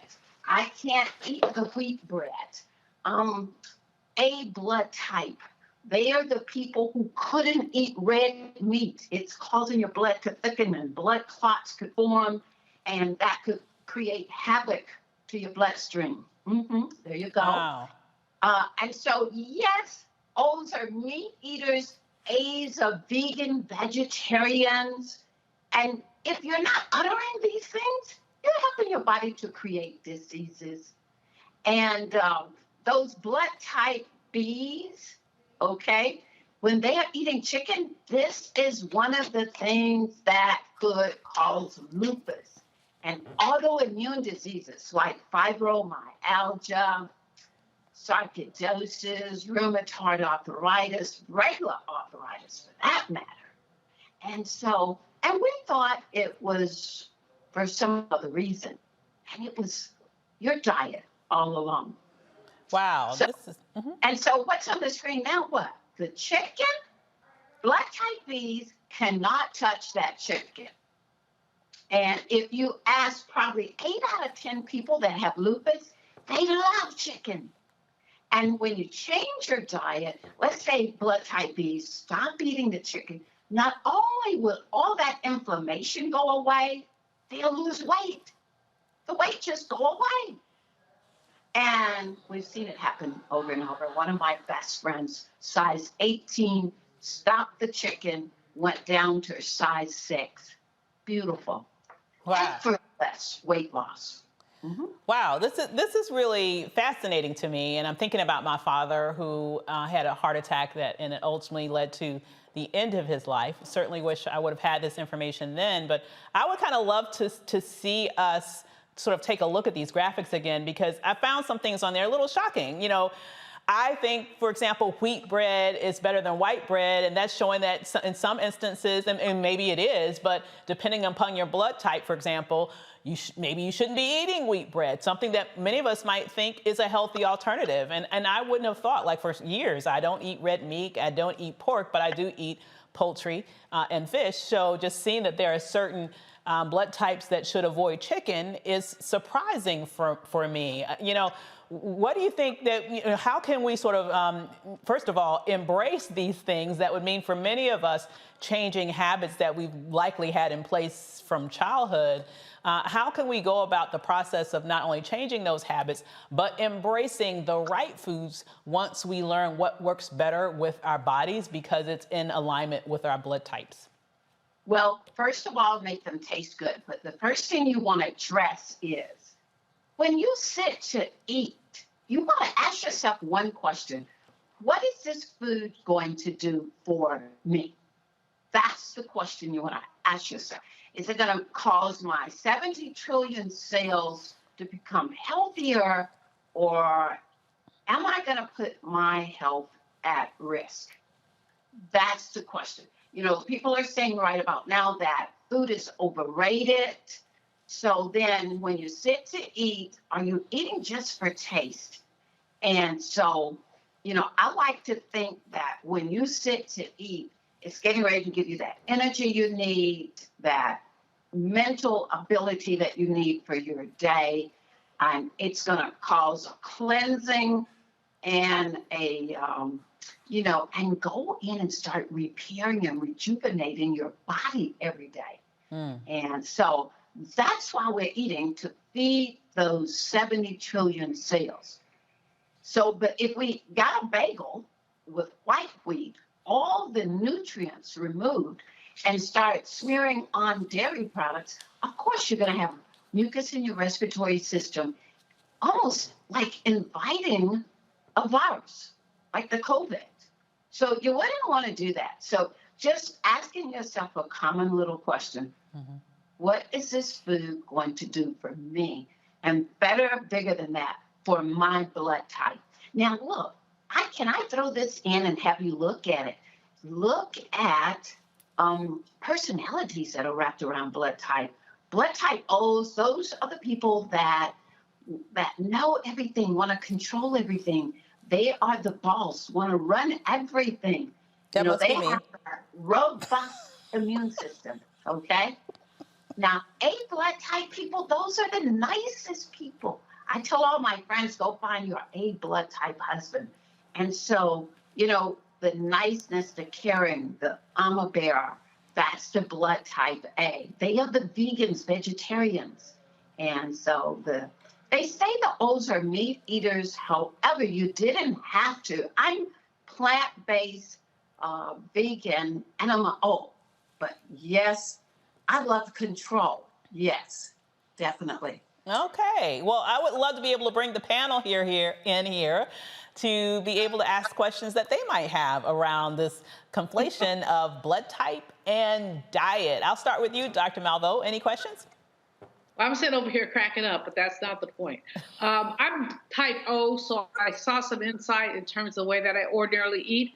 But, you know, this blood type thing is something that I hadn't heard of before in terms of blood type eating. I think a lot of other people haven't heard of it before. What makes it so different, and why should Susie Q around the block pay attention to these ideas you have? Okay, so one thing research has been done to see how long humans could live. And we're not making that happen. Humans, 10 years of research, renowned researcher David Sinclair found out that humans could live 125 years up to 150 years. This was research done at Harvard University. Why are we not living those years? Why are we having heart attacks? Why is cardiovascular system the number one killer? The reason is when certain blood types eat their avoid, which is their poisonous food, it almost instantly thickens your blood. Like, so if an A blood type eat a steak, that blood get thick immediately. And it could create a stroke, a heart attack, just on the spot almost. So I tell people you could go down to the funeral home, just cut these bellies open. The blood type A has that heart attack, stroke. You'll find that steak in there. Here you go, blood type B. You'll find that chicken in that belly. The blood type O, you're gonna find some potatoes, white potatoes, or bread sitting in that belly. So you may not wanna believe it, but it thickens. We say those are foods that you should avoid if you're different blood types. You may not want to believe it, but the research has been done, followed through the years. It's not just new research, and it is not treating a disease.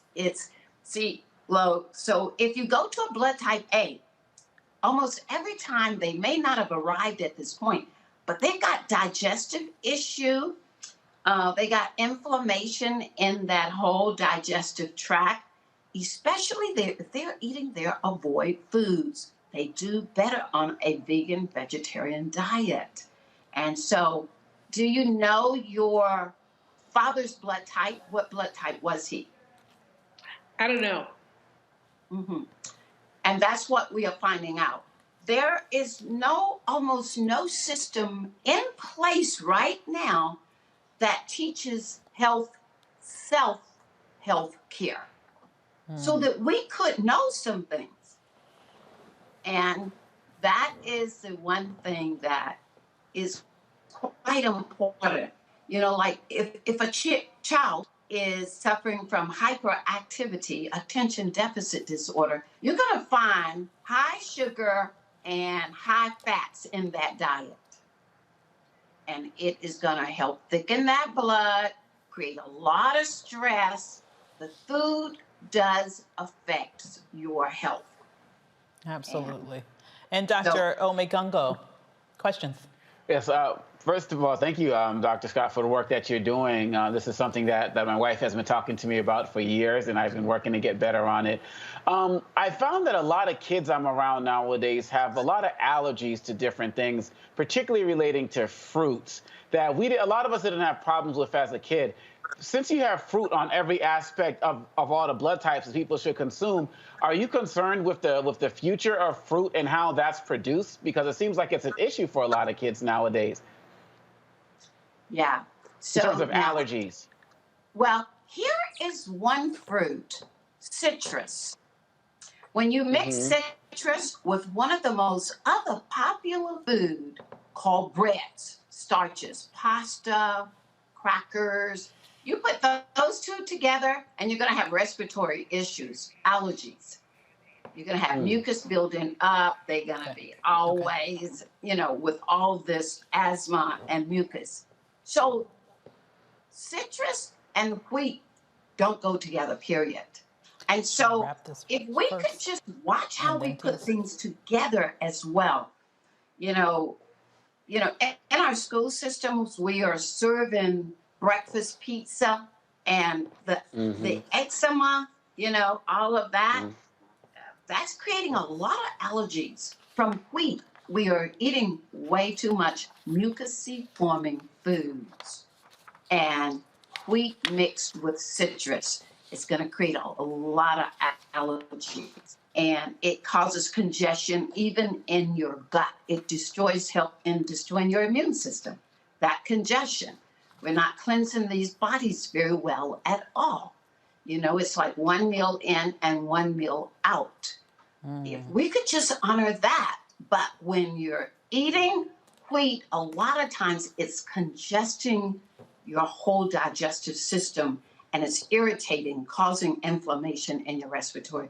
And especially if you put citrus, and we love to put citrus like orange juice with breakfast, pancakes, waffles, and that creates a lot of mucus, which is a lot of reasons for skin problems and respiratory problems. Yes. Well, Dr. We could just remove the wheat. Dr. Scott, this is so incredible, such great information. Can you let people know how they can get more information so that they can put into practice more healthy eating that aligns with their blood type? Wow.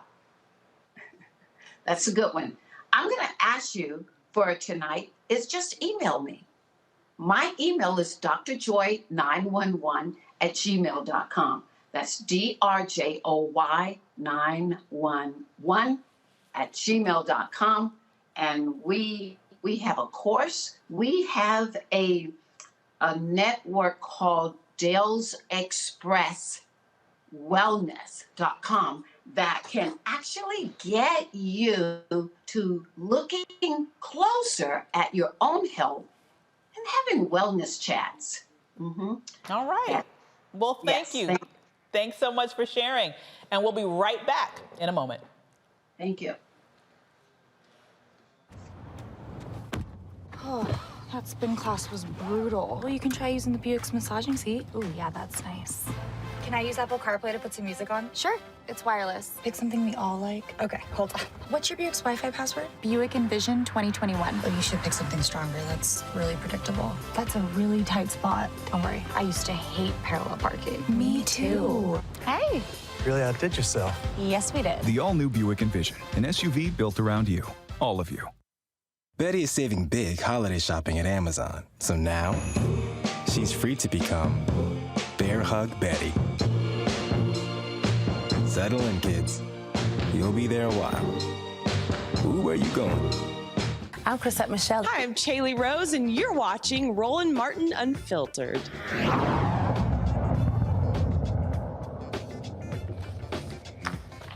James and Jennifer, the parents of 15-year-old Ethan Crumbley, who killed 4 classmates and injured 7 during a gun rampage last Tuesday, are in jail on a $500,000 bond. The duo is charged with 4 counts each of involuntary manslaughter. The Crumbleys did not turn themselves in on Friday, as we all know, for their arraignment. The couple were found hiding in a commercial building in Detroit. All 3 Crumbleys are isolated separately in an Oakland County jail with no communication. Ethan is charged as an adult. He's facing several charges of terrorism, murder, assault, and possession of a firearm in the commission of a felony. A Black man in Tennessee is getting a new trial after jurors deliberated in a room with a Confederate symbol. Oh, that's interesting. Photo of a Confederacy president makes it even more interesting. And the room paid homage to the Daughters of Confederacy. Well, why not have the perfect trifecta, I guess? Okay, so Tim Gilbert was sentenced to 6 years in prison for aggravated assault and other charges in June of 2020. His defense attorney appealed the sentencing, citing that the all-white jury and racist Confederate symbols that may have influenced jurors in the deliberation room. Tennessee Court of Appeals agreed with Gilbert's attorney, and his case will be retried. This ruling may set a new precedent for Confederate symbols inside and outside in the South. Sure took them long enough. Okay, so an innocent man who spent 25 years on death row is suing the city of Philadelphia. Christopher Williams was charged with 6 murders in the late 1980s. He was acquitted of 2 and convicted for 4 of those murders. He consistently maintained his innocence. Williams said law enforcement officials covered up evidence, buried leads, and fabricated evidence to arrest and convict him. In February, Williams was released after Philadelphia Philadelphia's district attorney's conviction integrity unit found prosecutorial misconduct, including hidden evidence and secret deals throughout Williams's case. Oh my goodness. I don't even know where to go with all of this. I mean, we're going for the perfect trifecta in love of the Confederacy, which ultimately may have influenced the jury decision, to hear a real life sort of case where a man spends years and years in jail when he shouldn't have, all the way back then to this kid who ends up murdering several classmates, injuring others, and his parents who go on the run, finally getting caught, all in this sort of wave of gun violence. I mean, where do we start with all of this? Reactions, Dr. Malveaux. That's the one you should have started with Omicron. But anyway. Okay, I think totally fell on the floor at the time, I think. Anyway, no, the thing that I want to fixate on more is this innocent man who spent so many years in jail. We're hearing this again and again and again. And the issue has always been that if you see a black man anywhere in a 25-mile radius of a crime, he did it. So I want to focus on that more than anything. Some of the other stuff, Avis, is funny. But let us think about the Innocence Project. Mm-hmm. I want them to partner with the NAACP. I want us to be more diligent about these folks who are on death row or in jail for 20-some years for stuff they didn't do. This is how you break down a black community. Mm-hmm. Absolutely. Dr. Omekongo, thoughts?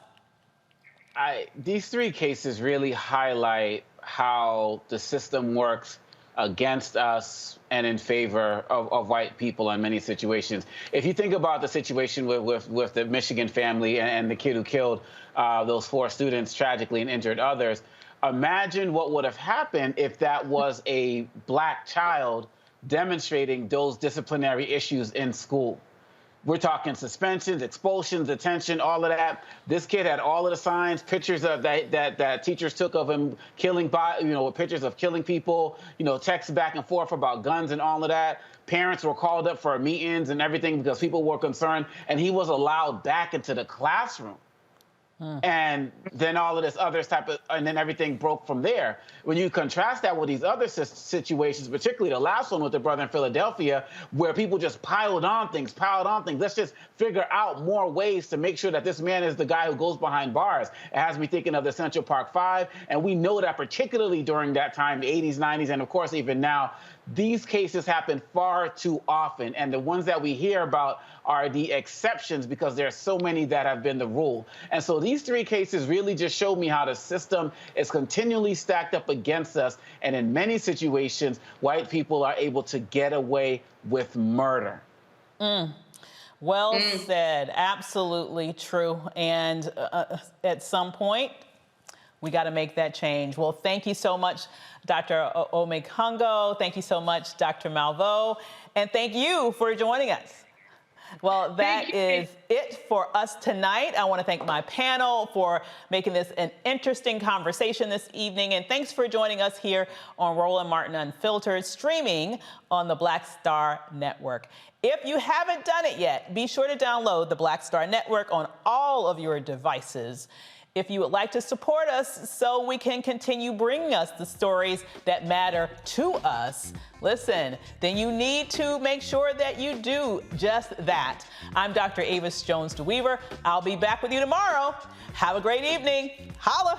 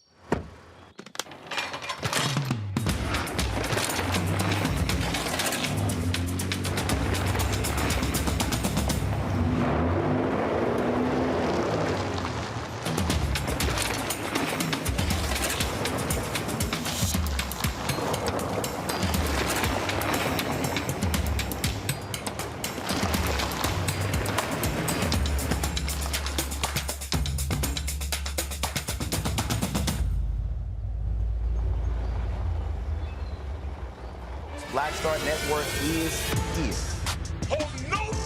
I'm real revolutionary right now. Support this man, Black Media. He makes sure that our stories are told. Thank you for being the voice of Black America, Roland. Stay Black. I love y'all. All momentum we have now, we have to keep this going. The video looks phenomenal. See, this difference between Black Star Network and Black-owned media and something like CNN. You can't be Black-owned media and be scared. It's time to be smart. Bring your eyeballs home. You dig?